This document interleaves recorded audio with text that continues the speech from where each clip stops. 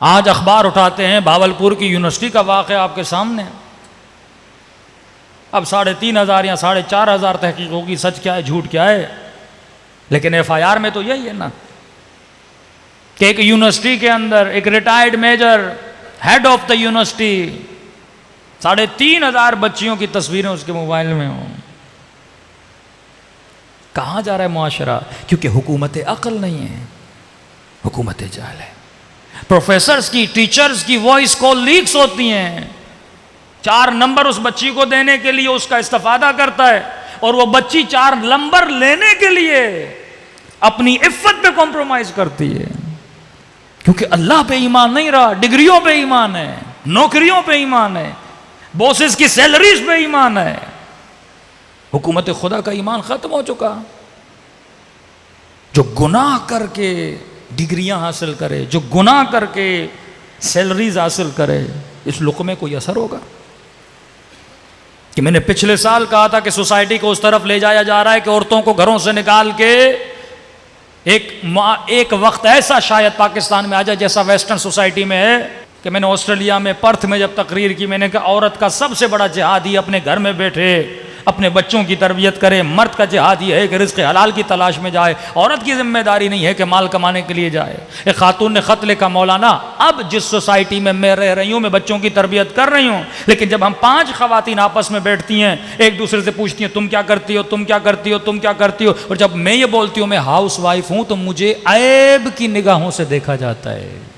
کوئی گوار ہے، کوئی کنزرویٹو ہے، عیب کی نگاہوں سے. معاشرے میں حسن اور قبیح جب جگہ بدل دیتا ہے نا، جس طرح پاکستانی معاشرے میں اگر کوئی آفیسر رشوت نہ لے تو یہ عیب ہے. عیب ایف سی کا آفیسر کہتا ہے بلوچستان میں پوسٹنگ لگی مولانا، پھر کوئٹہ میں پوسٹنگ لگی، کہتے ہیں میں رشوت نہیں لیتا تھا، بارڈر پہ اتنی رشوت ہے. اوپر سے آفیسرز کے فون آئے کہ تم کہاں سے آئے ہو، کہ مجھے عجیب نگاہوں سے دیکھتے تھے جیسے میں کوئی اس دنیا کی مخلوق ہوں ہی نہیں کہ رشوت نہیں لے رہا.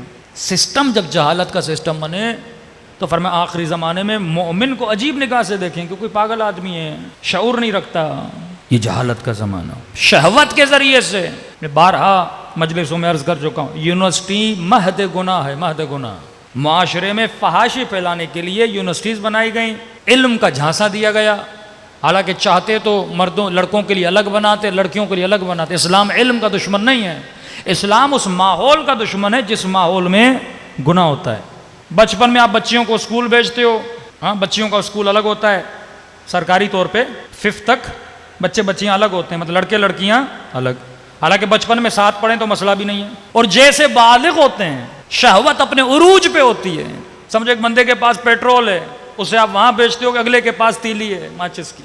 پیٹرول اور ماچس کو ساتھ بھیج دیتے ہو. اور بچپن میں بچوں کو ہم کہتے ہیں الگ بیٹھو الگ بیٹھو، اور بڑے ہو جاتے ہیں ساتھ بھیج دیتے ہیں. شادیاں بھی نہیں کراتے بچوں کی، یونیورسٹی کے ماحول میں چھوڑ دیتے ہیں. مرد کا کیا جاتا ہے؟ اکثر سوء استفادہ عورتوں کا ہوتا ہے. عزت عورت کی جاتی ہے، مرد کا کیا ہے؟ اس کا ایمان جائے گا. کیونکہ خدا عورت کے مزاج کو جانتا تھا. جس طرح خدا نے اس کی بناوٹ بنائی تھی، سینسیٹیو ہے، ایموشنل ہے، اس کے دماغ پر عقل کی حکومت کم ہے، ایموشنز کی حکومت زیادہ ہے. بقول امیر المومنین کے بہت جلدی دھوکہ کھا جاتی ہے. کتنے کیسز ہیں لامحدود، آپ کے معاشرے میں سوشل میڈیا میں جا کے دیکھیے کتنے کیسز ہیں. 80% گناہ یونیورسٹیز میں ہوتے ہیں. ہاں کوئی ہو صاحب صفت یوسف، کوئی ہو عقل کی حکمرانی میں رہنے والا، جو شہوتوں میں آ کر اپنے ایمان کو تباہ و برباد نہ کرے، جو اپنے لیے ایک ایسی زوجہ کا انتخاب کرے جو اس کی نسلوں کو پروان چڑھائے، جو طیب چیزوں کے پیچھے ہو، جو خبثاء سے بچنے کی کوشش کرے. پھر یہ گھر میں تربیت ہو تو بچے کو بھیجو نا. ایک بچے کے ہاتھ میں پسٹول دو لیکن اسے چلانا نہیں آتی، وہ خود کو بھی نقصان دے گا، آپ کو بھی نقصان دے گا. بچے کو گاڑی دو لیکن ڈرائیونگ نہیں آتی، وہ خود کو بھی نقصان دے گا، آپ کو بھی نقصان دے گا. کتنے بچے عشقائے مجازی میں دنیا کے عشقوں میں گرفتار ہو کے ماں باپ کے نافرمان بن جاتے ہیں. کتنی بچیوں کے کیسز آتے ہیں گھروں کو چھوڑ کے چلی جاتی ہیں. شیطان انہی چیزوں کے ذریعے. اب سورس آف شیطان کیا ہے؟ یہ مالدار لوگ، یہ سیٹھ لوگ، یہ بزنس مین لوگ، انہی سے یونیورسٹیز بنواتا ہے، انہی سے یہ چیزیں بنواتا ہے. یونیورسٹی میں سب سے زیادہ اٹریکشن جوان کے لیے کیا ہے؟ یہی تو اٹریکشن ہے. میں آپ کو سیدھا فارمولا بتاتا ہوں. 2 یونیورسٹیز کھولیں، ایک یونیورسٹی میں کو ایجوکیشن رکھیں، دوسری یونیورسٹی میں الگ الگ رکھیں، داخلہ کس کا زیادہ ہوگا؟ نیچرل چیز ہے. کوئی جوان اتنا متقی کہ نہیں میں اس یونیورسٹی میں جاؤں گا جہاں لڑکیاں نہیں ہوتی، یا ماحول ایسا بنایا جائے، ادب کا ماحول، اخلاق کا ماحول، واقعاً خوف خدا نہیں ہے۔ یہ وہ نظام امام زمانہ تھا۔ امام زمانہ کیا کریں گے؟ آ کر عقل کے سپاہیوں کو معاشرے پہ حاکم کریں گے۔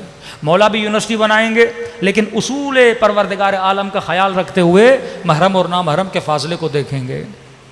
یہ نہیں کہ مولا ہر چیز کو بند کر دیں گے۔ امام خمینی نے جیسے انقلاب آیا، شروع کے سالوں میں 2 سے 3 سال یونیورسٹیاں بند تھیں، اور انہوں نے حکم دیا سب کو کہ الگ سسٹم بناؤ، بچے بچیاں الگ ہوں۔ پھر عراق و ایران کی جنگ ہو گئی، پھر وہ بیمار پڑ گئے۔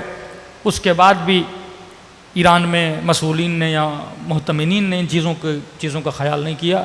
آج معاشرے میں دیکھیں وہاں بھی تباہی ہے۔ آغا قراتی چیختے ہیں ممبروں سے کہ جب تم ہر چیز الگ کر سکتے ہو، لڑکے لڑکیوں کے واش رومز الگ ہوتے ہیں، بسوں میں آگے پیچھے بیٹھنے کی جگہ الگ ہوتی ہے، یونیورسٹیز کیوں نہیں الگ کر سکتے تم؟ جہاں پہ جوان نے جانا ہے تو شیطان شہوت کے ذریعے گمراہ کرتا ہے، غصے کے ذریعے گمراہ کرتا ہے۔